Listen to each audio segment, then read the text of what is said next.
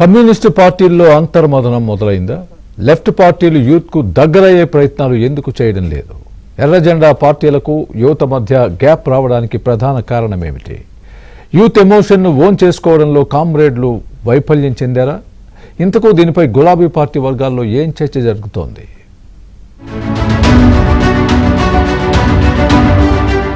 దేశవ్యాప్తంగా కమ్యూనిస్టు పార్టీల ఉనికి రోజురోజుకు ప్రశ్నార్థకంగా మారుతోంది.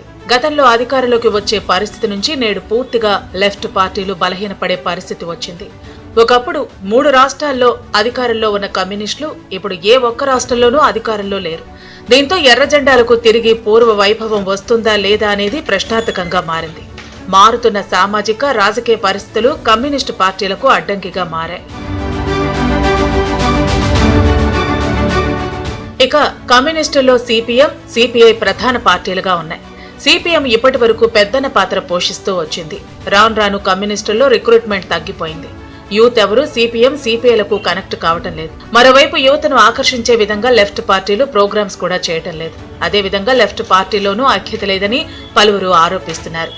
ప్రస్తుతం యూత్ ఉద్యమాల వైపు ఎక్కువగా ఆకర్షితులవుతున్నారు. ఈ పరిణామాలను సిపిఎం, సిపిఐలు సద్వినియోగం చేసుకుంటే మేలు జరుగుతుందని పొలిటికల్ సర్కిల్స్ లో టాక్ వినిపిస్తోంది. ఇక నీట్ పేపర్ లీకేజీపై దేశంలో పెద్ద ఎత్తున ఉద్యమాలు నడిచాయి. కేంద్ర ప్రభుత్వం సైతం దిగొచ్చింది. దీంతో కేంద్ర మంత్రి ధర్మేంద్ర ప్రధాన్ రాజీనామా చేశారు. ఈ పరిణామాలను రాహుల్ గాంధీ అనుకూలంగా మలుచుకున్నారు. ఇటు తెలంగాణలో కాంగ్రెస్ ఈ అంశాన్ని సద్వినియోగం చేసుకునే ప్రయత్నం చేసింది. సీఎం రేవంత్ రెడ్డి సైతం యువత, విద్యార్థులకు మద్దతుగా కొవ్వొత్తుల ధర్నా చేశారు. కానీ సిపిఎం, సిపిఐ మాత్రం పూర్తి స్థాయిలో తమకు అనుకూలంగా మార్చుకునే ప్రయత్నం చేయలేదనే వాదన వినిపిస్తోంది. ఇప్పటికైనా లెఫ్ట్ పార్టీలు తమ వ్యూహాలు మార్చుకుని యూత్ కు దగ్గర అవుతారా లేదా అనేది చూడాలి.